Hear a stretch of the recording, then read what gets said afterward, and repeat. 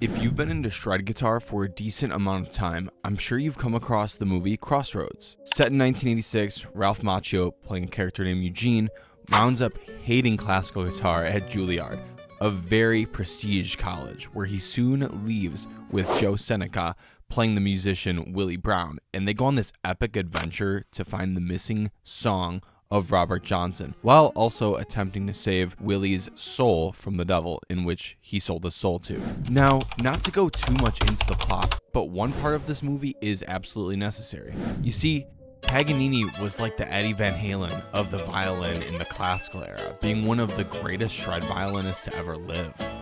He wrote insanely fast pieces to demonstrate his abilities, specifically his 24 caprices for solo violin. He did something called bow bouncing, which was a technique kind of like sweep picking, where he was able to transfer through many arpeggios extremely quickly. Now, there's always been a few rumors circulating the composer about him selling his soul to the devil, or him being possessed by the devil, or him being the devil. That's sort of the whole connection between Eugene using Paganini's shred licks on guitar in the guitar duel at the end of the movie against Steve Vai. Very evidently, the guitar duel was meant to be a hard rock or blues sort of style in the beginning, but what ended up winning the duel, ironically, was exactly what Eugene didn't like: classical guitar. He winds up fingerpicking these crazy arpeggios from the fifth caprice of Paganini, and then goes into an interesting hybrid of the piece and with some shred blues licks thrown in between. I recall hearing it was Steve Vai who actually played those things, but ultimately it was the classical work Eugene did that saved Willie's soul at the end. So, what I'm going to do for you today is show you the music theory behind these cool arpeggios and compare them to Paganini's actual music, specifically in the 24 caprices. First off, let's start off with checking out the beginning arpeggios. In A minor, we have a 1 chord, we have our 5-7, into our 5-7 of 4, and then a 4 chord, and then a diminished 7 chord, into our 1-5 cadence at the end before he shreds through a chunk of the 5th caprice by Paganini. Now, those arpeggios aren't picked from any particular piece, but we can find tons of examples of Paganini using secondary dominant arpeggios as well as leading tone diminished arpeggios. For example, in Paganini's 24th caprice, measure 9 has nearly the exact same chords.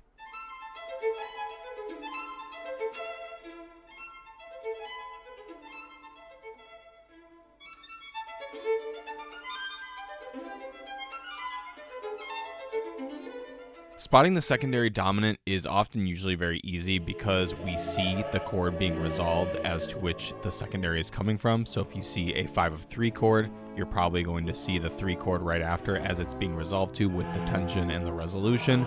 And you can do this with any diatonic chord aside from the diminished or the augmented chords, because you can't really resolve any tension with more tension. That doesn't really make sense here. But the 5 of 4 chord is a very interesting chord as it literally creates a major chord from the root. So in A minor, we play an A major chord. Preferably, I'd recommend you do an A7 to solidify that it's a dominant chord and not changing keys entirely. Now, these secondary dominant arpeggios aren't uncommon in modern music at all, honestly. You can hear them in artists like the Beatles, Bruno Mars, or even my band. Totally not a shameless plug.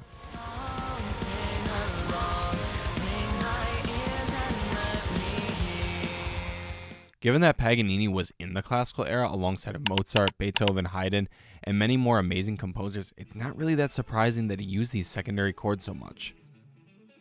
If you're struggling with secondary dominant chords, please watch my video on secondary dominant chords and you'll get a better understanding of this. So I highly recommend you give this a try with your arpeggios, with your songwriting, etc. That way it'll create really fun and new enjoyable ways of composing. And with that being said, I hope this helped, and I'll see you guys in the next video.